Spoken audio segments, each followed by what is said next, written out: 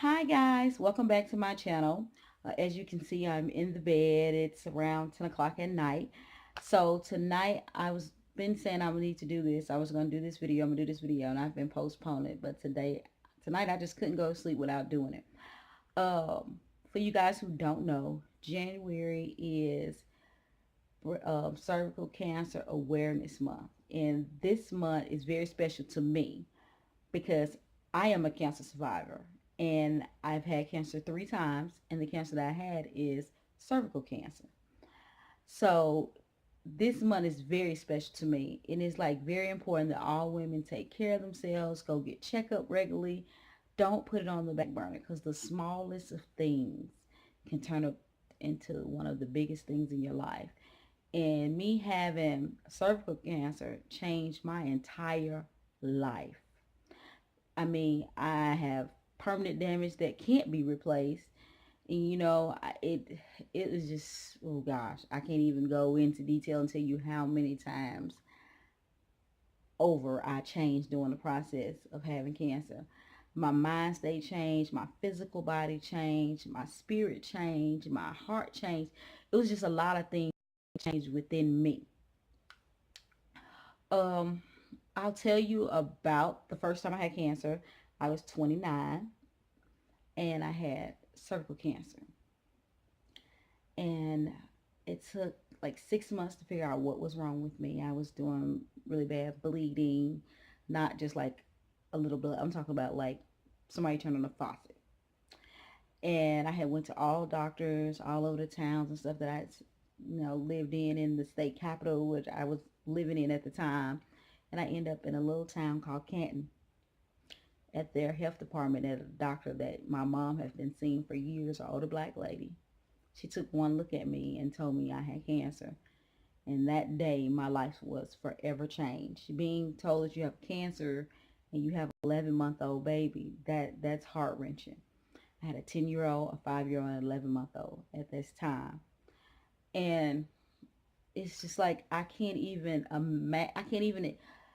tell you guys how it hit me like a ton of bricks. I was thinking, oh, it's something wrong for my surgery.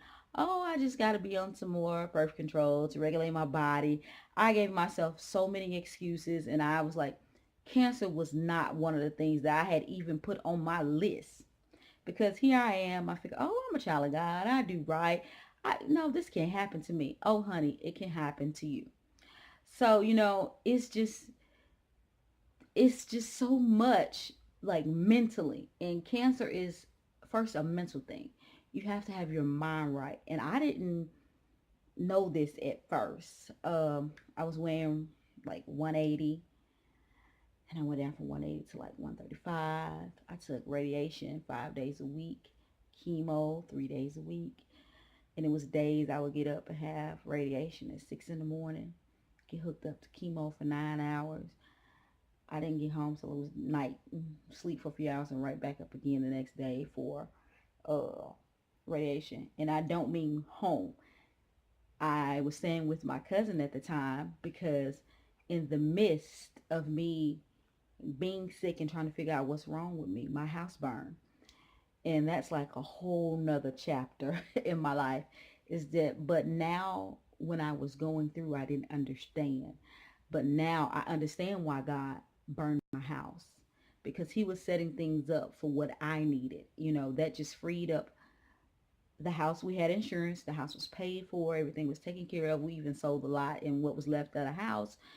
And that freed up for that time for my ex-husband to be there, that we didn't have like responsibility of trying to take care of us, because my mom had my boys and he had to be there, and that I needed him at that time. And God bring people in your life for seasons and lifetimes, but you have to know.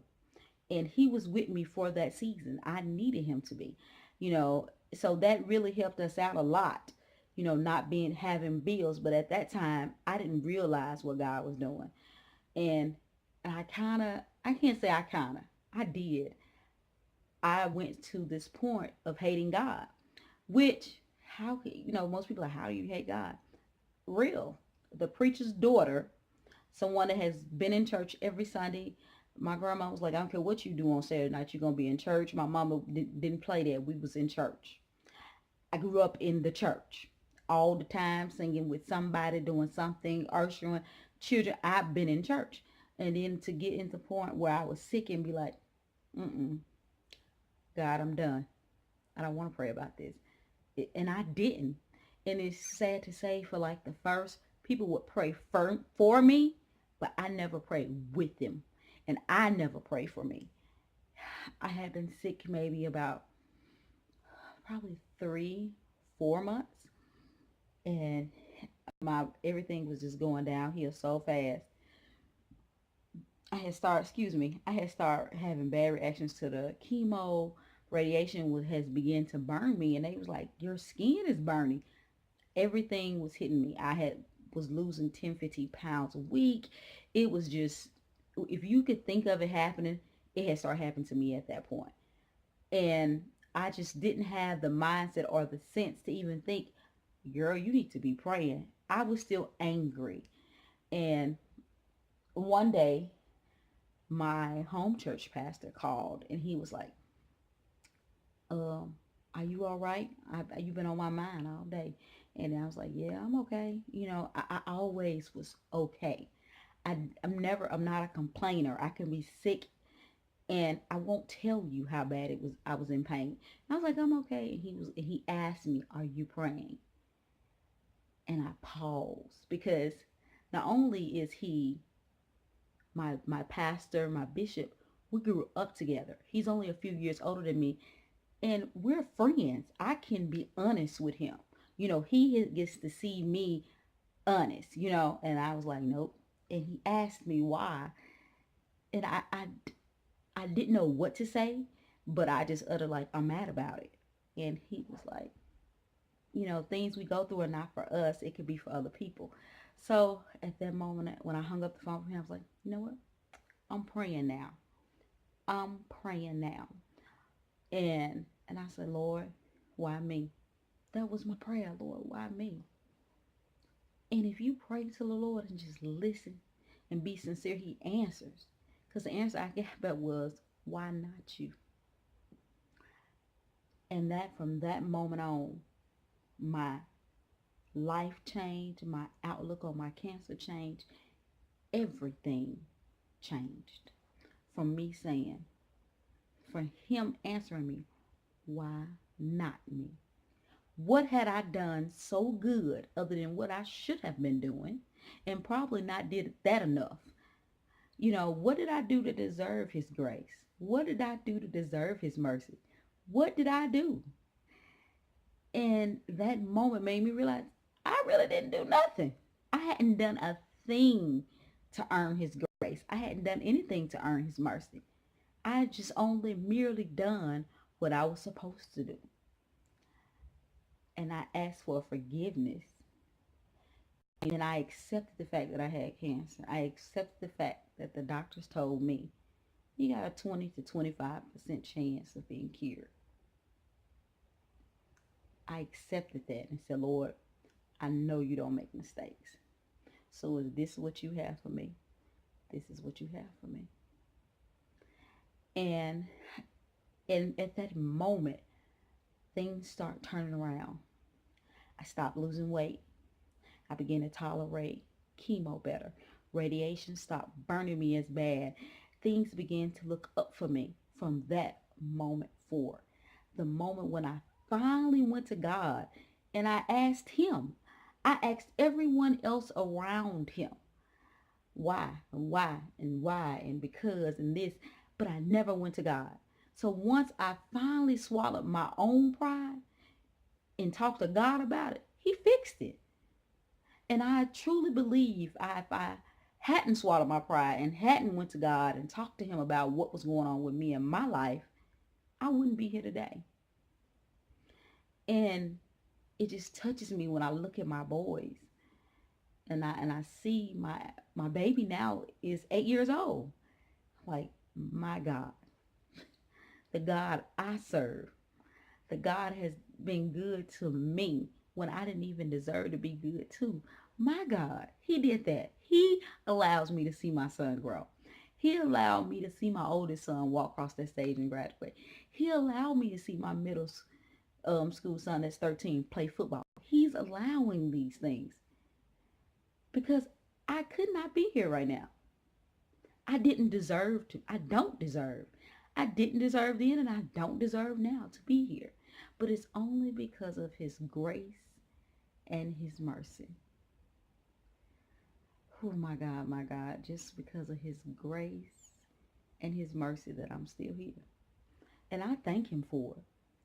I heard a pastor say one time, favor ain't fair. And I thank God for favor not being fair. Because if it was fair, I'll be dead and gone. Because I didn't deserve it. You know, it's just, it humbled me. Cancer gave me a new look on directions on everything. And I catch myself telling my mom and my husband, I don't let anything worry me. I don't let anything stress me out. I don't let anything get me so worked up that I complain too hard about it. Because God, cancer, if he can fix cancer, that light bill you owe, he got that too. If he can fix cancer, them debt collectors calling your house, he can fix that too. If he can heal cancer, there's nothing I don't believe God for. And most people are like, oh, I had cancer. Yeah. People get stages 1, 2, 3, and 4.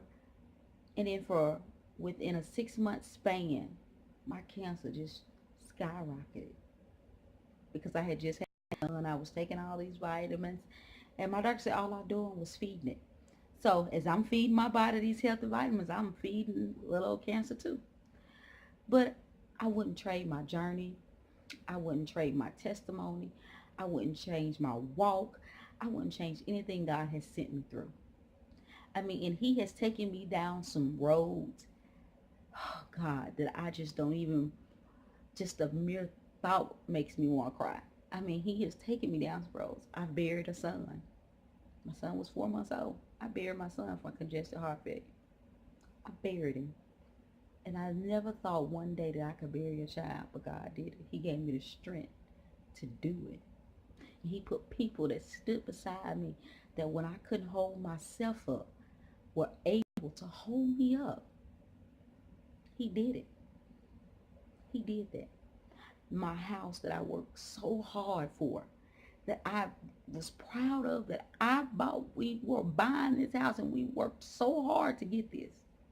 I stood on the street on the opposite side and I watched it burn. And all I could think about was, Lord, what, how I'm gonna get clothes?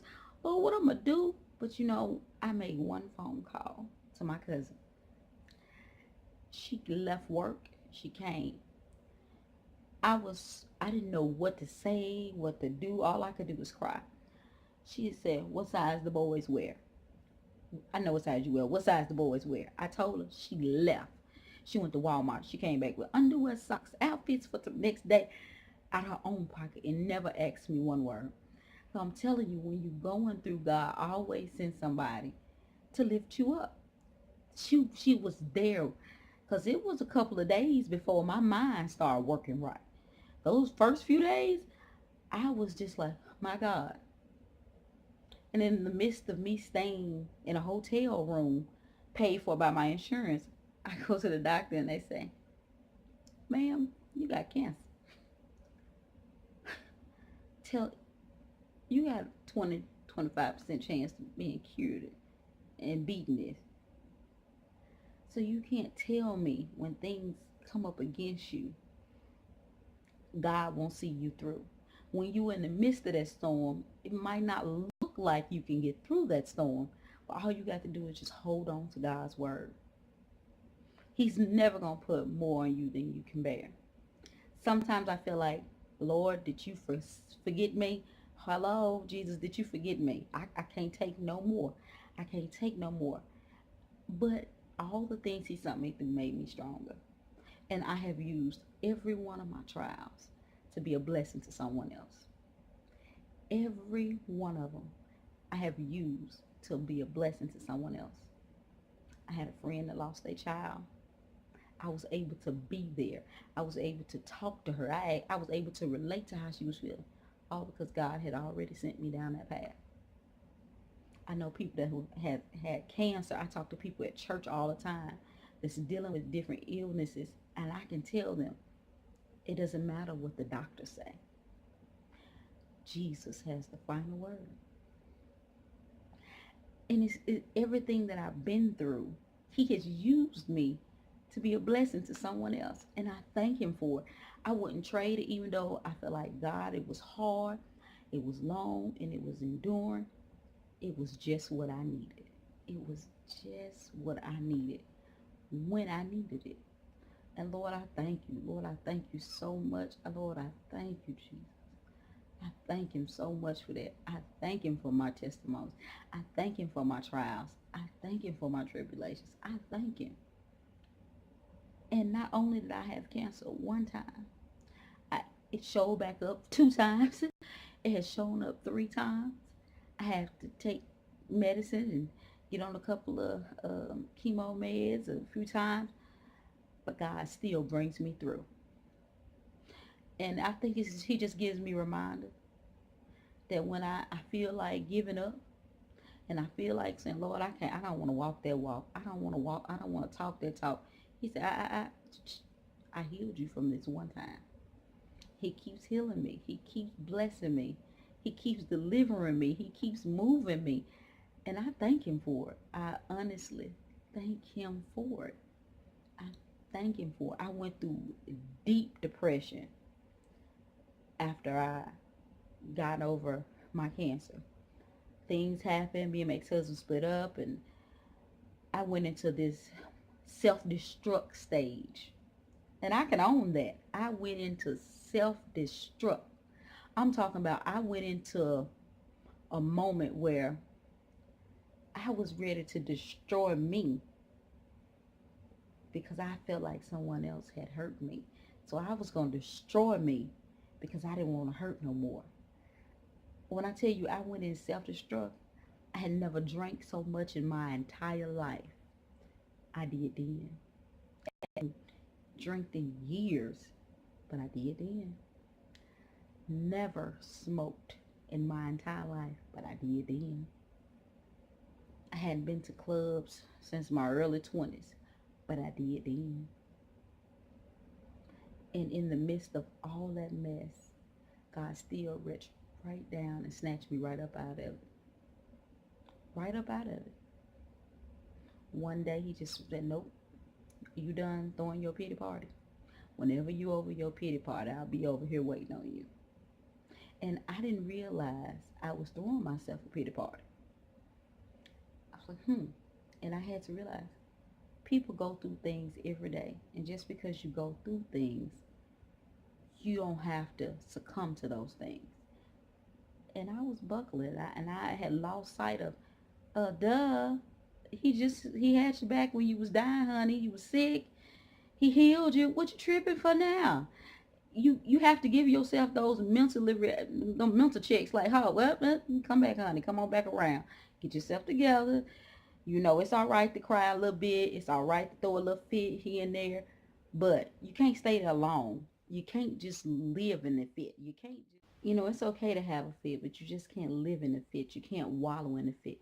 We have to learn to trust God in the midst. We have to be able to put one foot in front of the other and trust God all the way. Sometimes we get so caught up in the struggle that we forget to look beyond the struggle, to know that who's standing right there with us in the midst of the struggle. Sometimes we have to believe God's word. God's words never change.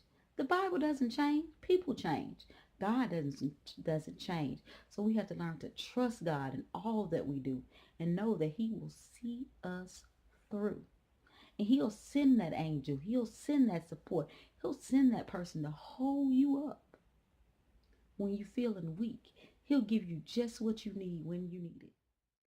I'm sorry that I know I'm looking at the timer. This is a long video and I am sorry. I will try not to do this video again. Well, not this video, another long video. I will just come back on later and tell you about some other things that's going on, but I'm going to cut this video right here. I thank you guys for watching, taking the time out of your night and just watching, or your day whenever you view this video. And I ask that you continue to pray for me. Pray my strength in the Lord, that he continues to lead me and guide me and direct my path. And I will do the same for all viewers. I'll do the same for you. Uh, I thank you, thank you, thank you, thank you. And remember, stay happy, stay healthy, and stay blessed.